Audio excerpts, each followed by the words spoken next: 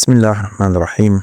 الحمد لله رب العالمين والصلاة والسلام على رسول الله وعلى آله وأصحابه ومن والاه ومن تبعهم بإحسان إلى يوم الدين وبعد. Notre rappel d'aujourd'hui portera Inch'Allah sur le verset 95 de la sourate An-Nisa, les femmes. Allah subhanahu wa ta'ala dit dans ce verset: La yastawil qa'iduna min al-mu'minin ghayru ulid darari wal mujahiduna fi sabilillahi bi amwalihim wa anfusihim. Ne sont pas égaux ceux des croyants qui restent chez eux, sauf ceux qui ont une excuse et ceux qui luttent dans le chantier d'Allah avec leurs biens et leurs personnes. Faddalallahu al-mujahidina bi amwalihim wa anfusihim ala al-qa'idina daraja. Allah a donné à ceux qui luttent avec leurs biens et leurs personnes un rang supérieur à ceux qui restent chez eux. Wa kullu wa'adallahu al-husna. Et à chacun, Allah a promis la plus belle récompense. Wa faddalallahu al-mujahidina ala al-qa'idina ajran azima. Mais Allah a accordé aux combattants une récompense immense par rapport à ceux qui restent chez eux. Le grand exégète du Coran, Al-Mufassir Al-Sheikh Nasir Saadi, a dit en expliquant le sens de ce verset que Allah subhanahu wa ta'ala n'égalise pas les efforts. Même si tous les croyants sont sur la voie du salut, il y a des niveaux de mérite selon l'effort fourni et le sacrifice consenti. En effet, ce verset nous rappelle une chose fondamentale. Ce verset nous rappelle que la foi ne se limite pas seulement à la croyance du cœur,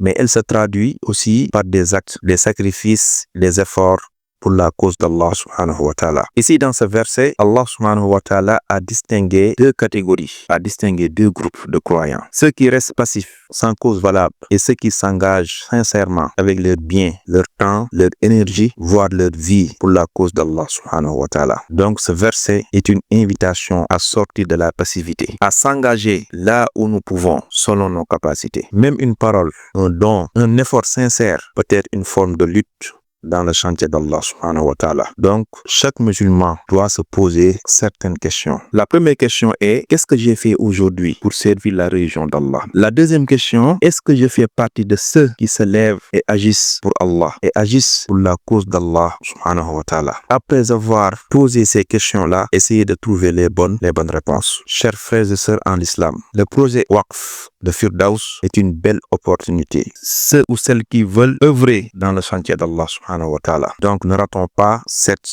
occasion. Ne ratons pas cette opportunité. Qu'Allah subhanahu wa ta'ala nous aide à être utiles à sa cause. À ne pas être de ceux qui se contentent de regarder les autres agir. Amin. Allahumma amin. Donc, c'était ça le rappel d'aujourd'hui. Qu'Allah subhanahu wa ta'ala nous fasse profiter de ce rappel. Haza wallahu alam wa sallallahu wa sallam ala nabina Muhammad wa ala alihi wa sahbihi wa sallam.